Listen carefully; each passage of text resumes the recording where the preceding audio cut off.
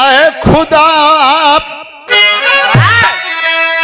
ऐ खुदा क्यों खफा हो गए आज हमसे, जल रहा अपने चिराग से आसियाना, किसकी नीयत कहाँ जा बदल जाएगी। आज लगते हैं अपने कोई अपना बेगाना।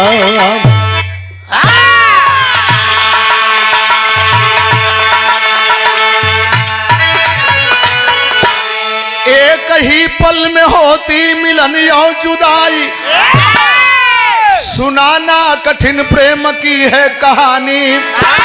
आंसुओं से लिखा कोई दिल की व्यथा, पढ़ने वाला पढ़ा सिर्फ 2 बूंद पानी।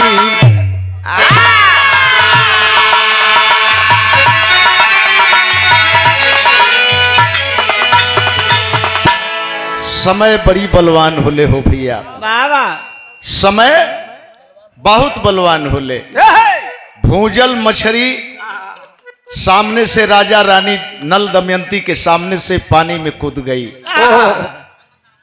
पत्नी एक तरफ चली गई, पति एक तरफ चले गए। बाबा गौर करेंगे संकेत हो, कैसा संकेत है लाल।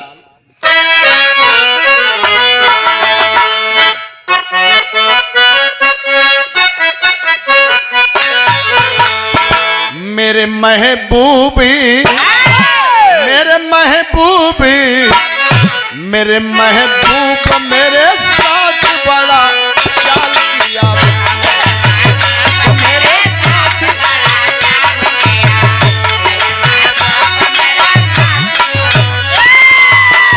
मेरे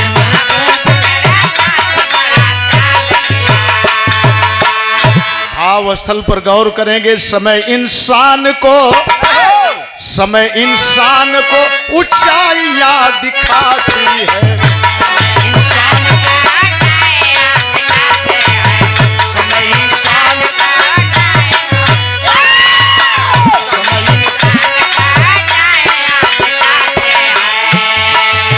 समय इंसान को ऊंचाइयां दिखाती है।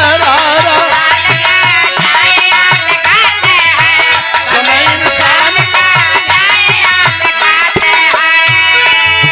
कभी दलदल में लाके, कभी दलदल में लाके, कभी दलदल में लाके वही तो फंसाती।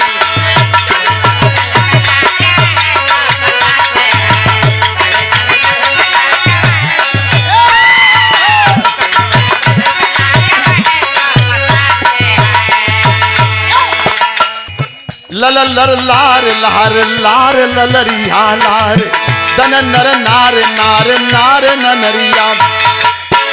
खिला चमन में फूल तो अरमान ले नया, मिलेगी कैसे मंजिल है भगवान की दाया। मिलेगा जाके धूल में या सिर पर चढ़ेगा, 100 के भी साथ जाके व्यथा नहीं कहे। गुजरात के गुणगाहों में शिवराम का परिवार, कलावती रही नारी रहा मोहन एक दुलार। माँ बहने बैठली है कि गई नहीं, लोगन चल गई नहीं। हर सास एक तरह नहीं होती, हर ननद एक तरह नहीं होती, हर भौजाई एक तरह नहीं होती। आए है बेटे का नाम मोहन, बेटी का नाम मंजू, और बंबई में बहुत बड़ी धंधा। गौर करेंगे, बड़ा बेटा बंबई में था और बोट पर धंधा थी मछली की, बहुत बड़ा ठेकेदार था। घर पर आता है, शादी हो जाती है, और जब सुहाग रात में जाता है अपने दुल्हन के पास, आए हाय एक लाइन संकेत था।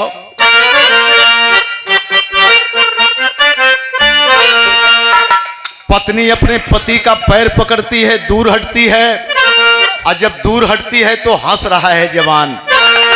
खलस की का हंसत यऊ, का हंसत यऊ। अजुए के दिन आए हाय रात भर, एक बाद फिर हमके जाए के हो गए। वहां से खबर आई लियो कि धंधा जोरों पर है और वर्कर सब भाग रहे हैं। दुल्हन रात में सुतल और सवेरे जब उठलें एक बात कहती है। कहती क्या है? संकेत देखी के तोहार चोन्हाम, देखी के तोहार चोन्हाम लीला रा पल्ला गए टोनाम, तोहार लीला रा पल्ला गए देखी के लीला रा। अरे टीकुली पपी जूलीगी राई रे बबूनियाम। लेकिन दुल्हन अपने पति के सामने होकर के एक बात कहती है। जीनब अच्छा ये जैन होत कहा जीन बिसरई हा स्वामी, आगे खड़ी हो गई।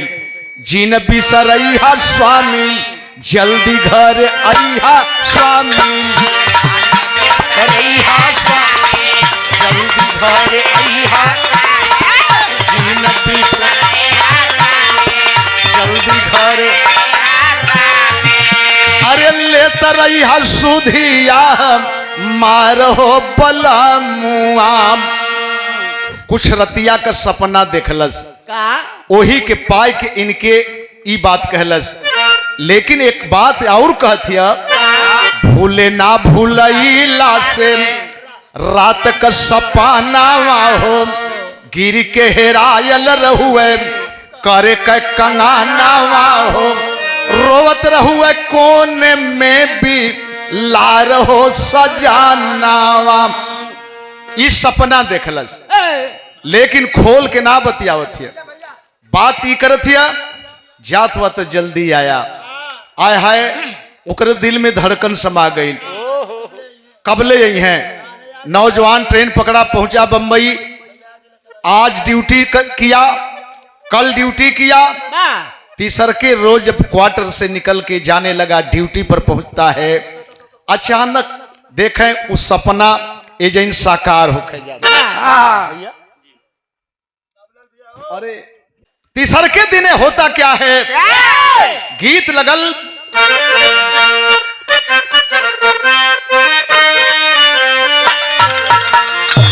गोरिया मुश्किल भजीना तेरी गली में आयली अचके तूफानावा सागर बीते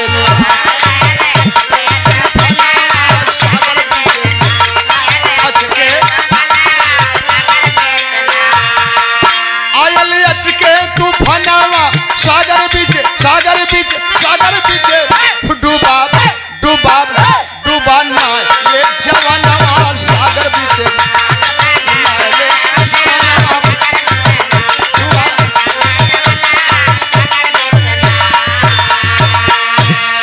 समुद्र में समुद्र के बाहर तमाम यंत्र बैठाए गए हैं।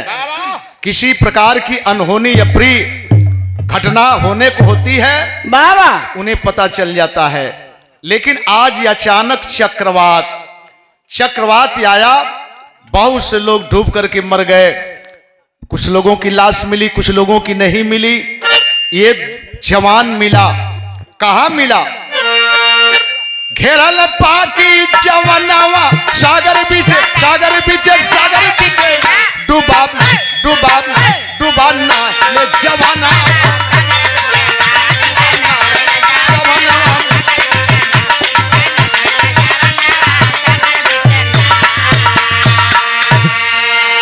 घेरी के पकड़ी लिहल पाकी निरमोहिया झेलिया में डार कैले भारी दुर्गतिया। आय हाय लाश भी नहीं मिली। संग के साथी घर पर संदेश दे दिए बड़ा गजब हो गल बड़ा गजब हो गल। लेकिन जब ये समाचार घरे मिलल तब पांव के महावर छूटल हाथे के मेहदिया राधा दुल्हनिया के फूटल की सम्मतिया। गौर करेंगे दरवाजे पर लोगों का भीड़ है माई बहन औरतन के बीच में है मर्द मर्द के समझावत हुए लेकिन मेरे बाबूजी वो लड़की के पकड़ के लोग ओकर मांग धोवावे बदल लेके जाते हैं। गौर करेंगे, हाथ पकड़ले हैं और बेहोश हो जाती है तो पानी छिड़क के होश में लियावल जाता।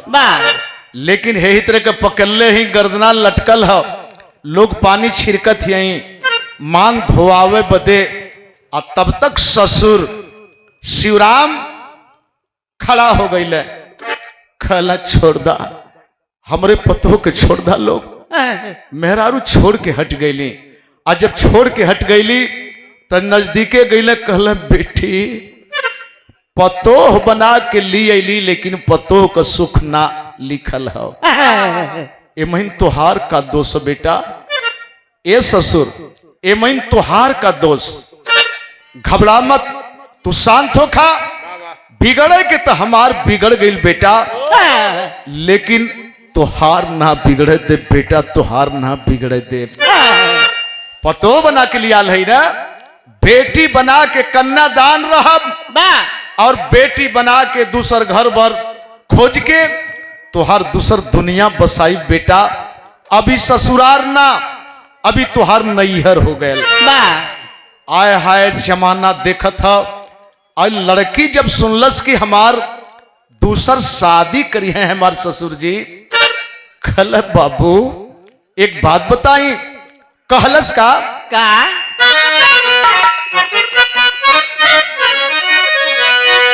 सेनुरवा बिन बाबूर भै जिंदगी, अपने हाथ से बाबा दे देता महुरवा। इहो तो केहू का बिटिया हो न। कलश की बाबा एक बार मांग में अगर सिंदूर पड़ गल तो एकर अधिकार वही तक है, दूसर का एकर जिम्मेवार ना बनी। कल बेटी बड़ी लंबी सफर हो जिंदगी के, मास्क मोटरी ना ढोवाई बेटा ना ढोवाई। कलश की बाबूजी जबले ढोल बनी तबले ढोई, और जब समझब कि अब ना ढोवाई, कुआं हो तालाब हो, रेल के पहिया बस के पहिया के नीचे अपने आप के गवा दे बाबा। गांव के लोग खड़ा हो गए, प्रधान जी खड़ा हो गए, कल शिवराम बस करा। अरे यो कोनो खानदान का बेटी है शिवराम, तुहार फैसला बेटी बना के विदा करे के तो ओकर फैसला कि एक बार मांग में सिंदूर पड़ गल तो ये मांग का हकदार दूसर कोई ना। लेकिन बाबूजी अब आस रुकल, पतोह का आस रुकल, सास का आस रुकल, ससुर का आस रुकल, ननद का आस रुकल। लेकिन वही बीच में अब धीरे धीरे कुछ दिन के बाद लड़की मंजू सयान हो गई।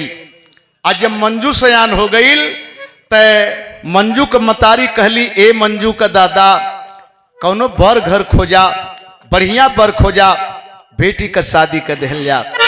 शादी का दिन पड़ गयल, कार्ड छपाया था, कार्ड बटा था, लेकिन जज सदिया निराइल आवे तस तस मंजू के माई का चिंता बढ़ जाए।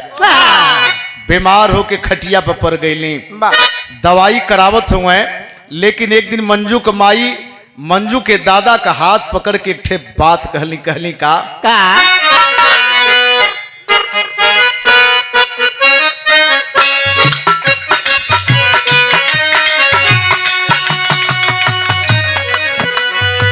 सिकिया मोचीरी ची घड़िया बनवली प्यार, घड़िया बनवली मुसवा लगनिया कैली जात।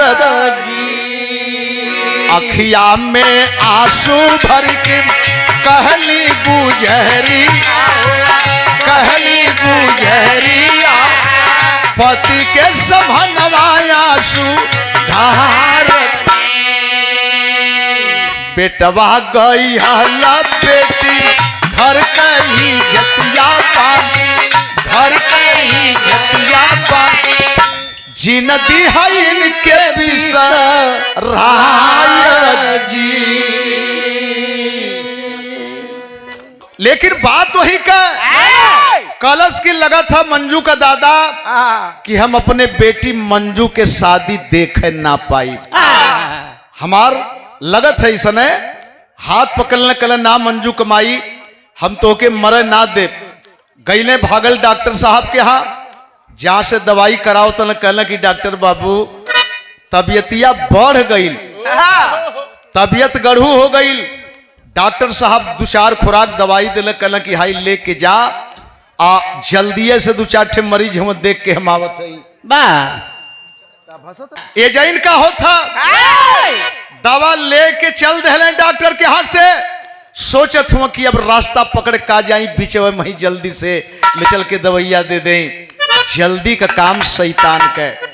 जब वहीं रोड पर चढ़ले तब तक एक डीसीएम आए हाय हाय हाय धक्का मार के डीसीएम लेके फरार हो गया। गिरे हैं बगल में लोग देखले, अरे ई का दौड़ के उठावल चाहत में हॉस्पिटल ले चलल जा भैया।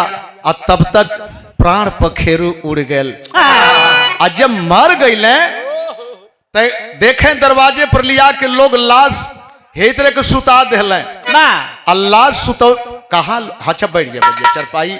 अच्छी बात हम कहीं कि जात हुआ लोगों हम तो यो ना कह पाईला कि के कौने पोजीशन में के कौने पोजीशन में, ये लिए कि हम छोड़ के आयल हैं, हम कौने पोजीशन में हैं।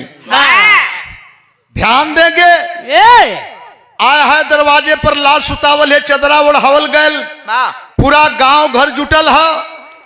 अंदर औरत सब गईली मंजू के मतारी के पकड़नी कहली कि मंजू का माई चला दुआरवा आल हुआ मिल ला। जब दुआरी में खड़ा भइली सब देखते चदरा ओढ़ावल मंजू के मतारी के एहसास हो गयल कि ना हुए।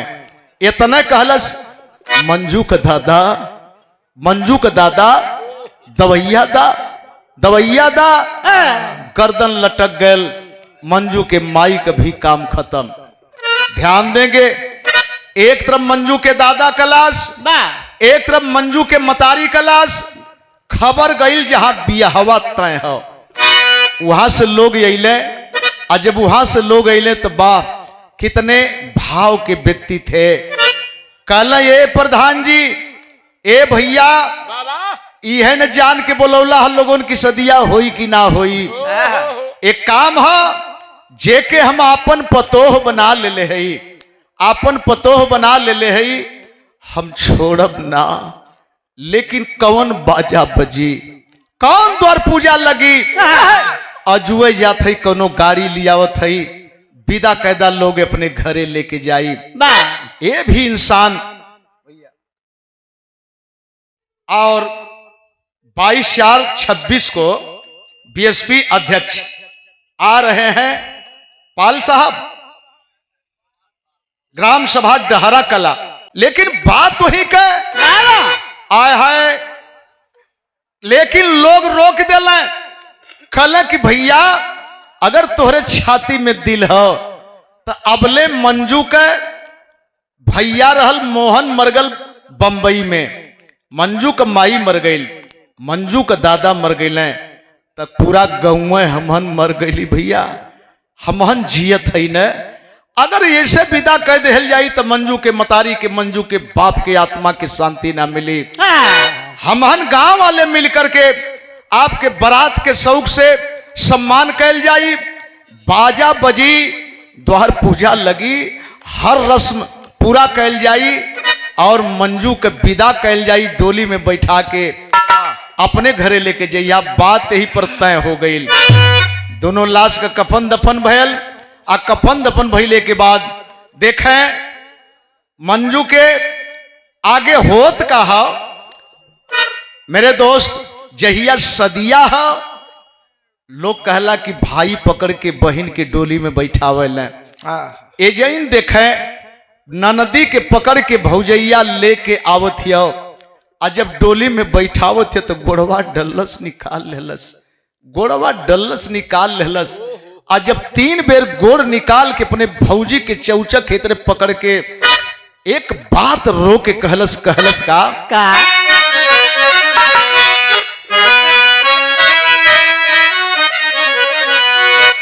डोलिया चढ़ा त मंजू करली रुदानवा हो नया नवा बरस छूटल जाला बाबा के भवानवा हो नया नवा बरस बाबा के भवानवा हो छूटल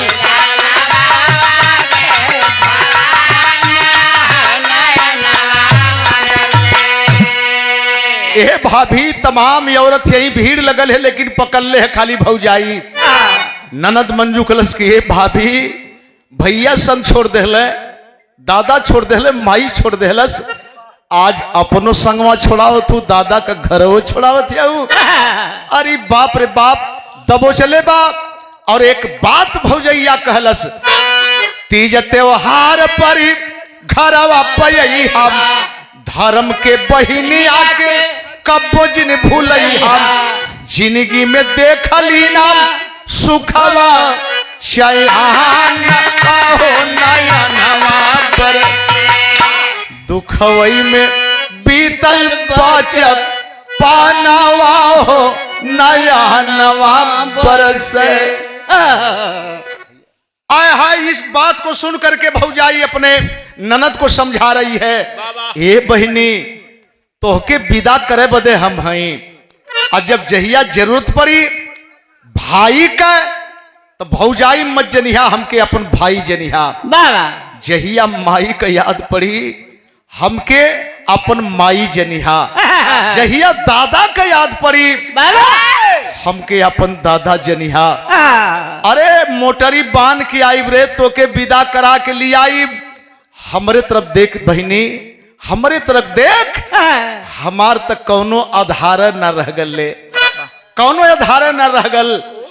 अच्छा मंजू को विदा कर दी, मंजू अपने ससुराल में गई, लेकिन 3 दिन बीते बीते में भौजाई के बर्दाश्त ना होता। राती के घर में बैठल हो रोवत हिया और यह सोचत हिया कि अबले तक एगो ननद रहल, सास रहल, ससुर रहल, अपन बोल के बतिया के कुछ बोझा हल्का कैलत रही है। अब तक रोई तो यह माटी का दीवाल हमार आवाज सुनी। चला संकल्प ले ले है कि ससुर जी के दामन में दाग ना लगे देबे। रतिया के घर से निकल गई और निकल गई बड़ा दूर जाके स्टेशन पर बैठल हो रोवत हो, इंतजार करत है कि कोनो ट्रेन आवे, कट के मर जाई अब रही का गयल हो सकला जमाना जरा था केहू भी हमारे साथे कोनो दुष्कर्म कह दे, हमार सास, हमार ससुर, हमार बाप, हमार मतारी का दामन दागेदार हुई। लेकिन बैठत या रोवत या छुपाए जात या। वही बीच में एगो डॉक्टर गले में आला लिए एक मित्र को पहुंचाने के लिए, ट्रेन पकड़ाने के लिए आए हैं। और जब डॉक्टर साहब देखलन, नजर घूम गई कि ये औरत अपने आप में अकेले रो रही है, शांत हो जा रही है। नजदीके गईले, कहले बहन क्या बात है, तबीयत खराब है? हाथ पकड़ लिए, तुम्हारी तबीयत तो नहीं खराब है, परिवार में कोई बीमार है? अरे मैं सरकारी डॉक्टर हूं, दवा करूंगा, बगैर पैसे के दवा करूंगा, पहले अपनी बात तो बता। खलस की बाबू दवा करबा, दवा करबा बाबू। कहलस का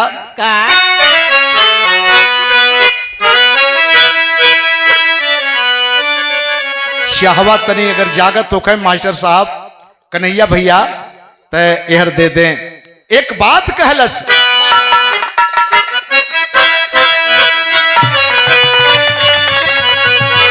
कैसे सुनबा दुखिया का, कैसे सुनबा दुखिया का, जी करिया सुनिला ए बाबू, जी करिया सुनिला ए बाबू, हमर लेख जीवन में अनहरिया सुनिला ए बाबू,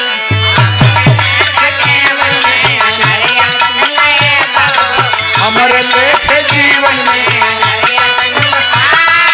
हमर लेख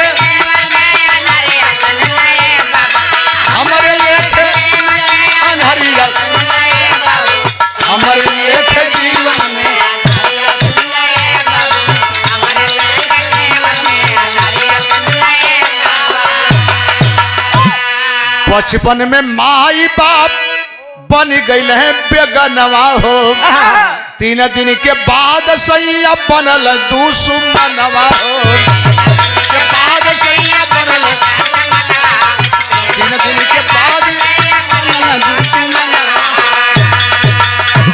ए डॉक्टर साहब, आप सरकारी डॉक्टर हुआ, लेकिन हम अपने मर्ज के दवा ले है, अपने मर्ज के दवा ले ही डॉक्टर साहब अवाक होके आंखें फाड़ के देख रहे हुए कि मर्ज भी जानती है, दवा भी ली है, तो बहन फिर रो क्यों रही है?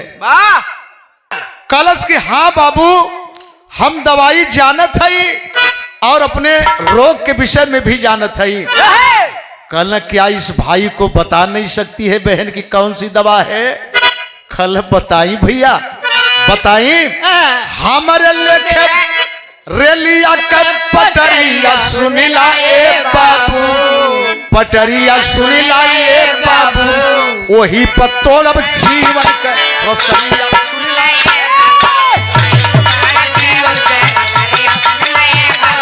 वही पत्तोल अब जीवन का, वही पत्तोल अब जीवन का, वही पत्तोल अब जीवन का, वही पत्तोल अब जीवन का।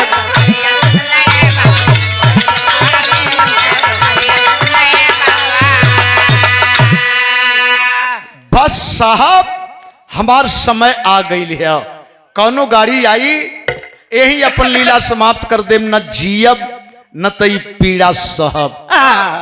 डॉक्टर साहब बोले बहन, अगर मैं तुझको बहन कह दिया तो क्या एक भाई तमाशा देखेगा बहन के लिए कि बहन हमारी रेल के पहिया के नीचे जा रही है? कहाँ जाई बाबू, कहाँ जाई? डॉक्टर साहब बोले तू कहीं नहीं जाओगी, चलो मेरे साथ। अपने घरे लेके गईले, डॉक्टराइन देखली, 2 बच्चा हुए। डॉक्टराइन बड़ा खुश बाणी। डॉक्टर बाबू एक ठे ननद बिना घर सुन रहल, एगो ननद दे देहला। और दीदिया यही 2 बच्चन के देखे कि ही नहीं के संगे खेलला।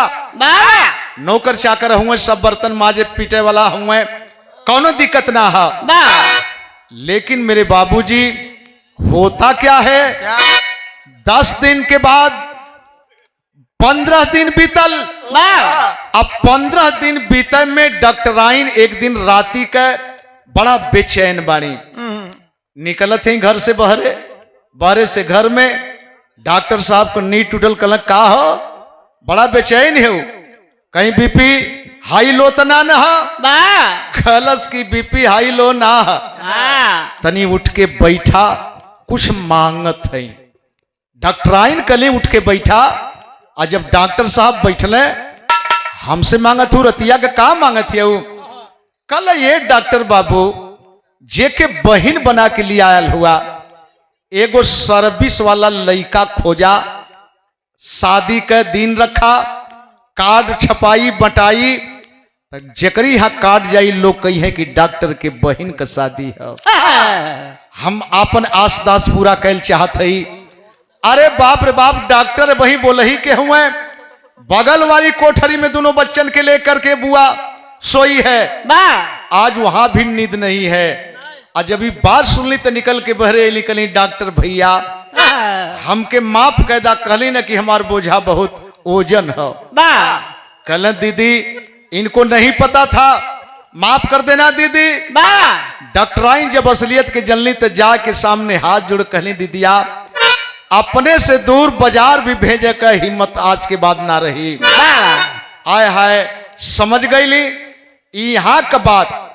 अब देखें डॉक्टर सोचे लगले कि आखिरकार ऐसे कैसे बीती। अपने हॉस्पिटल में नर्स बना देलन, और जब नर्स बना देलन, मरीजों की रक्षा करेगी, देखभाल करेगी, दिन बीत जाएगा। अब भैया हमारे सुनील सेठ, लेकिन होता क्या है, क्या आय है बिटिया रानी अब जहां से हो गई नर्स, नर्स बन करके मरीजों के साथ में हिल मिल गई। अब चिंता दूर है, यहाँ की बात यहाँ छोड़ें, तनी से चले मंजू के जो विदा कैले हुए गांवपुर के लोग। मंजू के ससुराल उज्जैन का होता का?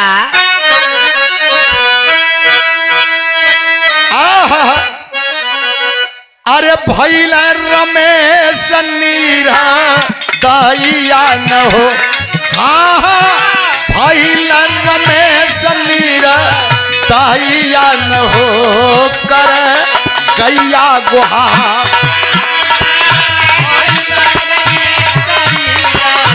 गैया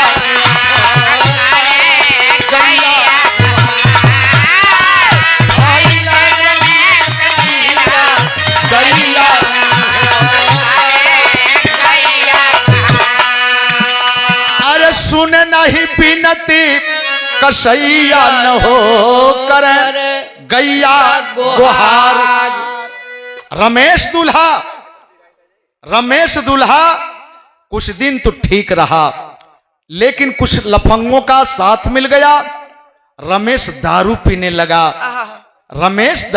लगा, इतना पीने लगा कि सारा जेवर जेवरात जो गांवपुर के लोग मिलके दिए थे सब बेच करके पी गया। खाली है, उसके बाद भी आता है, प्रताड़ित करता है।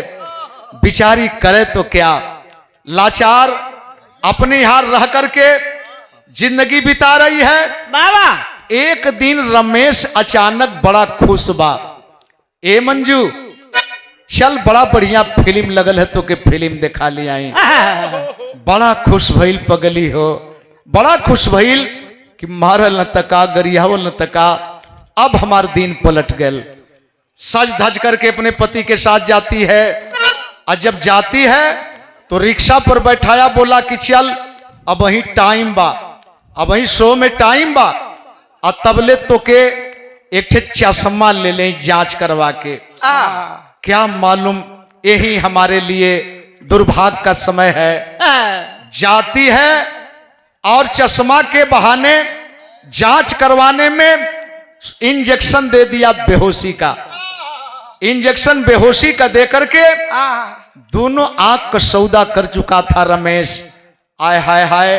और इसके बाद मरहम पट्टी लगी, मरहम पट्टी लगा करके फिर गाड़ी पर बैठा, रिक्शे पर बैठा, रोड बेच के करीब में आया, और रोड बेच के पास आने के बाद रिक्शा वाला से बोला तनी सा देखत रहा, एक बोतल पानी ले आई। अब पानी के बहाने रमेश दुल्हा फरार हो गया। एक डॉक्टर वो और एक डॉक्टर ये। और जब रमेश दुल्हा फरार हो गया, कुछ समय के बाद घबरा रहा है रिक्शा वाला, अरे पैसा भी नहीं दिया, कहाँ गया? वो खोजत था, तबले धीरे धीरे लोग जुटे लगले।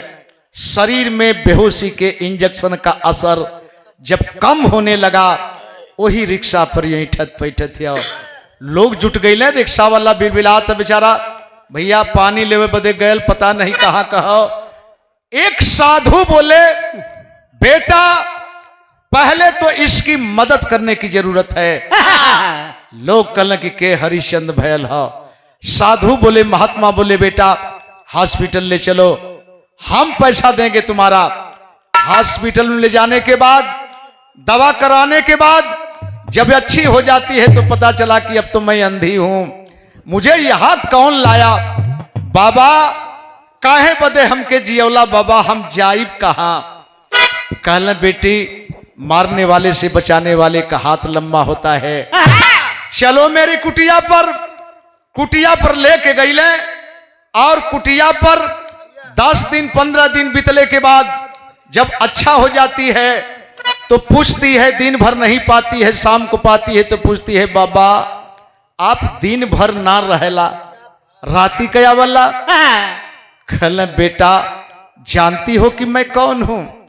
अरे मैं भीख मांगता हूं, भिक्षा मांगता हूं, आता हूं तो तुमको भी रोटी देता हूं, अपने भी खाता हूं। कहले हे बाबा, तो आज के बाद अब अकेले भीख ना मंगबा, अब हमहू साथ देबे। कहले जन्म से अंधी नहीं है बेटा, तू नहीं सक पाएगी। नाम मनलस, एगो लुग्गा के झोरा बनौलस, एगो खोरा लेहलस, एगो डंडा लेहलस, निकल गई गांव के तरफ। आ जेकरे दुआरे जाए बस खाली एक बात कहे, कहे क्या?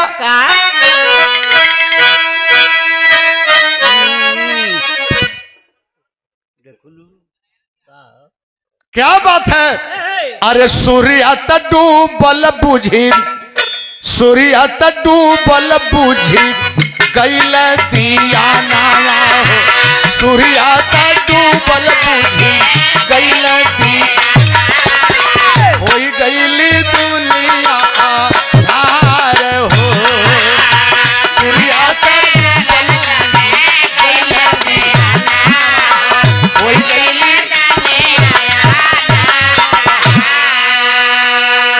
किसी के दरवाजे जाती है केवल यही कहती है, मिलता है तो भी ठीक, नहीं मिलता है तो भी ठीक।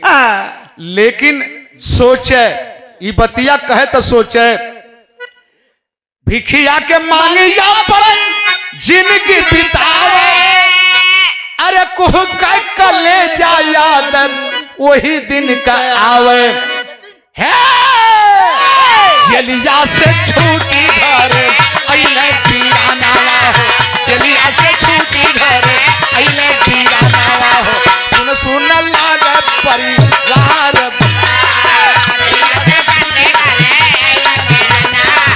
जलिया से छूटी सुन सुन लागे।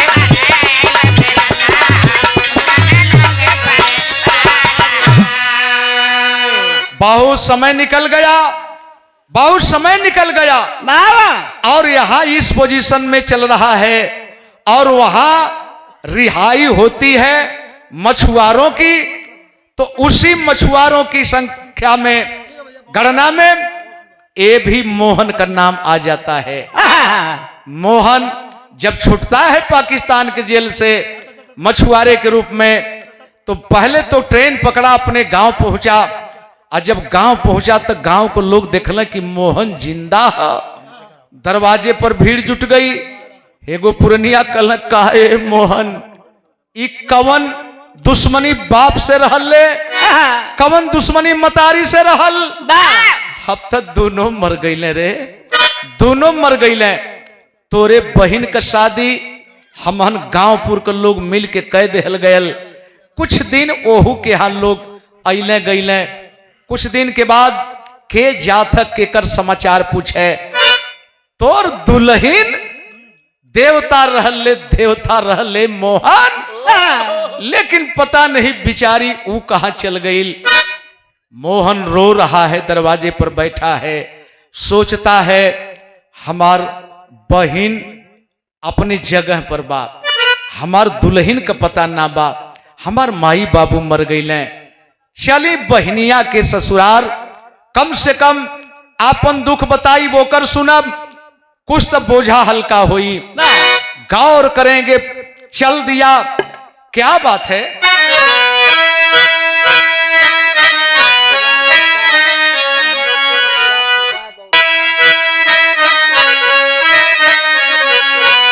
अरे पता पूछते, पता पूछते पहुंचल बा भवानवा मानवा बाबुर बाम, पता पूछते पहुंचल बा भवानवा मनवा बाबुर बाम, समझ सका न विधि के बाम, रचनवा मनवा बाबुर बाम। बहन के ससुराल वाले गांव पहुंच गया, लोगों से पूछ रहा है, भैया हो, चचा हो, फलाने पहुना का, रमेश पहुना का घर कौन हो? लोग बतौल कि हुका हो, रमेश पहुना का घर हो तोहरे, रमेश तो बहरवा हम ध्यान देंगे। जो ही दरवाजे पर जाता है तब तक खाना खा करके रमेश दरवाजे पर हाथ धो रहा है, मुंह धो रहा है, तब तक सवाल कर दिले कि अरे भैया रमेश पाहुन का घर यह है? कहा रमेश पाहुन, तू कौन है भाई? कहा अरे हम हमार बहन मंजू रमेश के यहाँ बिहल है, हमार नाम मोहन है, तनी से बुला दें। आज जब इस बात को सुना है रमेश दुल्हा बड़ी गालियां दिया, कहा साला बदतमीज, लफंगा, भेड़ेबाज, अपने माँ को खा गया, अपने बाप को खा गया, और तेरी बहन तो बहुत पहले हमारा घर छोड़ करके कहां फुर्र हो गई। तेरी औरत की वही हालत, जैसा तू निकला पूरे परिवार का लक्षण यही था। इतनी गाली दिया, इतनी गाली दिया, वहीं से न बैठे का जगह न पानी पूछे का जगह, वापस बैरन लौटता है रोते हुए। लेकिन अब रास्ता बदल गई, रास्ता पकड़ के नहीं जा रहा है, पागलों की भांत रोते हुए जा रहा है। आगे बढ़ा भैया, ये आए है, होता क्या है, लौट रहा था बीच राह में, मंदिर एक देखायल हो, सोचे मोहन अपने मन में, ई हमें रात बिताई हो। सफेदी लौकल बीच में रोड है, दूर से ही देखा तो सोचा कि कोई मंदिर वंदिर है, यही रात बिताएंगे, सुबह होगा तो कहीं जाएंगे। आज जब ही रोड पर चढ़ल तबले तक गजब हो गल। अरे गिरल बट अनहरी रोडवा पर समानवा मनवा बाउर बाब, खून में लतपत बासारा बादानवा मानवा बाउर। जब ही रोड पर चढ़ा देखता है कि खोरा फेंकायल हो, कुछ चाउर, कुछ पिसान, दो चार ठे पियाज पौले रहल, ऊ फेंकाइल है। आय हाय, जब नजदीक में गया देखता है अंधेरे में, इसको ये पता नहीं लेकिन ये जाना कि कोई महिला है, चोटिल है, वहीं बैठ के झंक रहा है। पता न कब जिंदगी में कौन कसूर हमसे भयल कि आज हम ए पोजीशन पर हैं। चला ए बिचारी के दवा जरूर करवाई। आय हाय हाय है, कोनो गाड़ी आइल, गाड़ी रोक करके लादा, लादने के बाद हॉस्पिटल लेके गया। जब हॉस्पिटल लेके गया तो होता क्या है,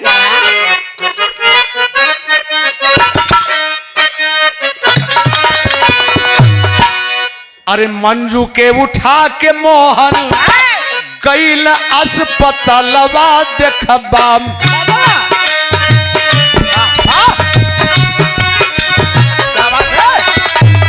जौन अस्पताल वही में राधा नरसपा,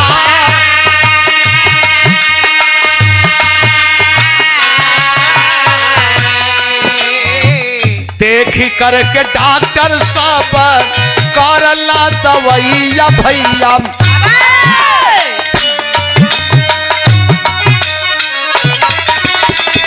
आगमा कहलिया हमसे सुना मनला,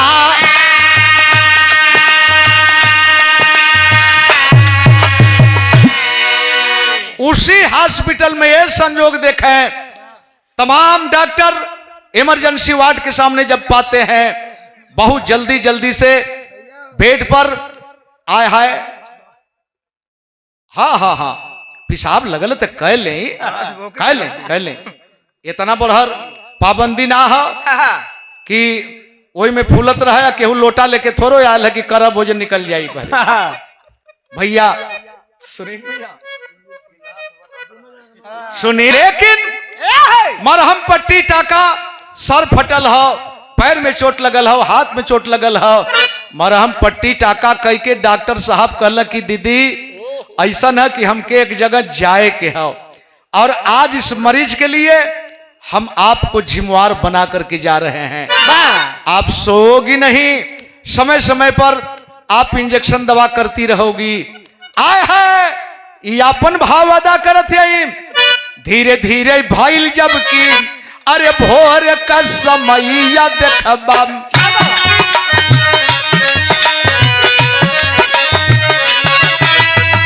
मंजू देखा हो सावा में कैली आई आ,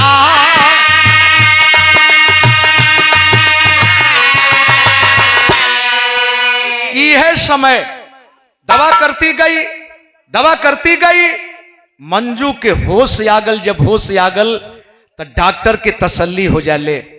डॉक्टर आइन हाथ सहलावत ही कहथिन दीदी तू जन्म से अंधी हो या बाद में अंधी भइल हो, या जे तोके ली आल है ऊ के हो कहाँ गईले। आय हाय हाय हाय बर्दाश्त ना भयल, ना कहे के लेकिन कहे लगल बिलखत अब कहत हो, अरे गुड़गावा गाँवा में भइले मोर जनमवा पहिली।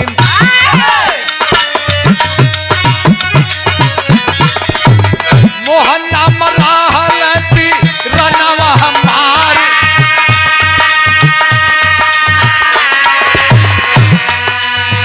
आइल खबर डूब के मारी गईल पीरा नवा दीदी।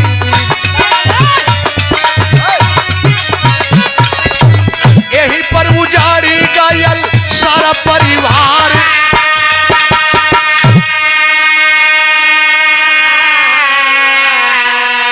होश में आने के बाद रो रही है और रो करके ही अपनी व्यथा कुल कह देहलस। और जब कुल कह देहलस अखबार में दबा करके राधा नर्स जब ये बात कहलस कि ए दीदी हमार माई मर गई, बाबू मर गई, भैया मर गई। अच्छा तई ते अपने जगह पर रहल, लेकिन देवता हमार भौजी हो, हमार भाभी देवता बड़ा बड़हर पुल बंधली हिमालय की तरह। विदा कई के पता नहीं कहां चल गईले। आ जब ये सुनलस राधा नर्स अखबारी में दबौलस कहल कि मंजू, अरे तुम मंजू, अरे बहनी तुम मंजू। आ तब तक तमाशा देखा वाला बेड छोड़ छोड़ करे और मरीजन के साथे रहे वाला वो ग्राउंड में वो कंपाउंड में आकर के आए है तमाशा देखत हुए आंसू पूछत हुए। खबर गईल बड़का डॉक्टर के। डॉक्टर साहब सुनले कि वो मरीज भी रो रही है और राधा दीदी भी रो रही है। भागल भागल अइले और जब ही हॉस्पिटल के अंदर पहुंचत हुए आ तबले पॉलिथीन में दवा लेकर के मेडिकल से मोहन अंदर गया। और जब अंदर गया तो मेरे बाबूजी डॉक्टर साहब के पहचानत देरी ना लगल। डॉक्टर साहब झट सही केहू के भेजले, थोड़ी सा सिंदूर मंगाउले। केवल एक ही संकल्प था ना, मांग में सिंदूर जकरे हाथ से पड़ गल फिर ये मांग का दूसर हकदार ना बनी। यही तरह के नजदीके गई ना कला कि ए भैया अच्छा तो हम लोग सब कुछ जान गए, हाई जोन जगहिया तुहार इंतजार करत है ओके पूरा कैदा। क्या बात है।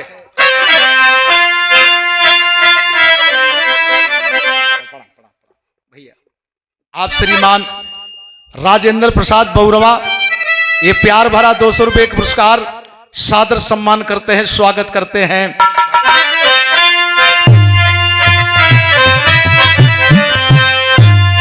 अरे देखा है अरे बिन बादल के बरसल सावन के बदरी, बिन बादल के बरसल सावन के बदरी। मोहन राधा के सनुरवा पहनावई वही घरी।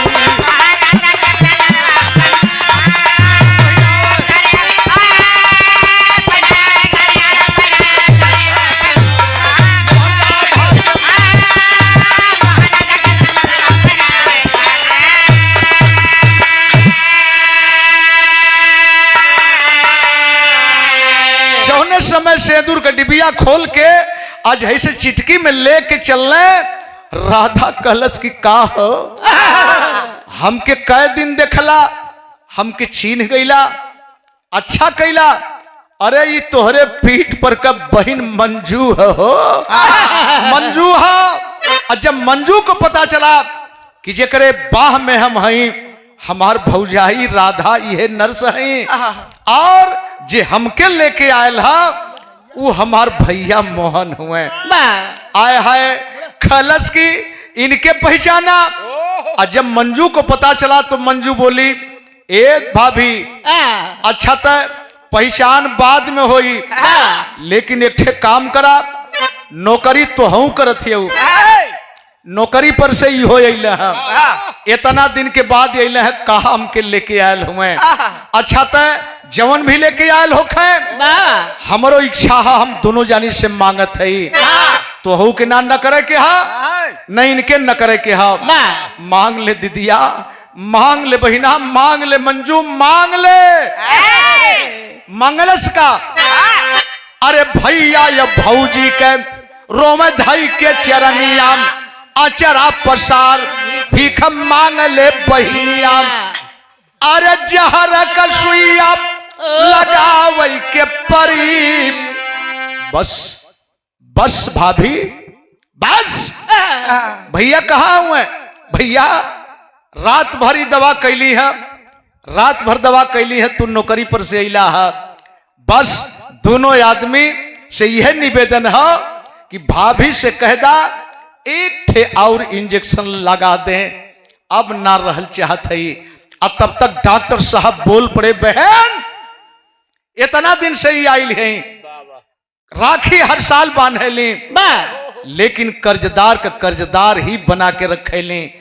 अब तो हम मिललू एक जगह से, तो हम हमके दूसरे बुझे थे, हमरो तो कुछ कर्तव्य होला कहने का। अरे मंजू के उठा के गईले, मंजू के लिया के गए मद्रास के दरमियान हो, बेलौर हॉस्पिटल वही कैले नेत्रदान हो।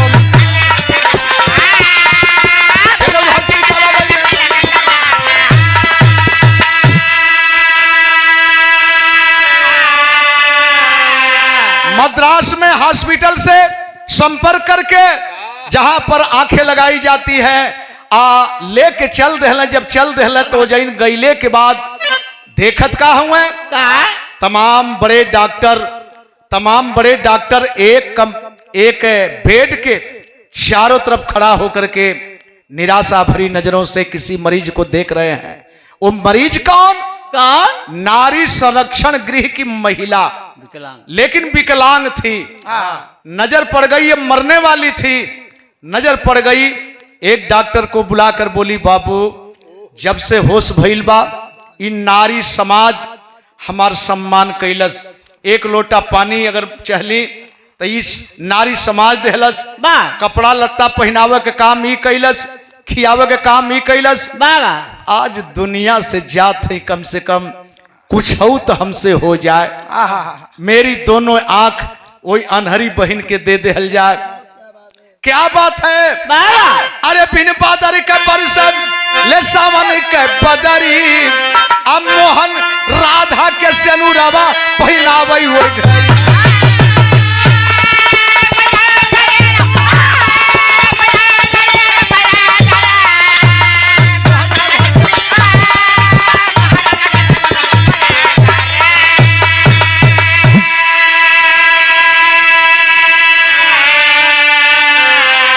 अनहरी बहन के आंख मिल गई और राधा को उसका पति मिल गया। देखे सभ्य परिवार में मिल करके आज भी अब उसी जगह डॉक्टर साहब अपने पास रोक लिए। डॉक्टर साहब छोड़े नहीं कि फिर अपने गांव जाओ, जो बीत गया भैया। गुरु गणेश कई खत्म हुआ दस्तान, विमल चंद्रिका कवि के सब बच्चन से प्रेम पुराण। सेनुरवा बिन बाबुरु भय जिंदगी, सेनुरवा बिन बाबुरु भय जिंदगी। राम निवास नंदलाल पिजड़ा दुई एक ही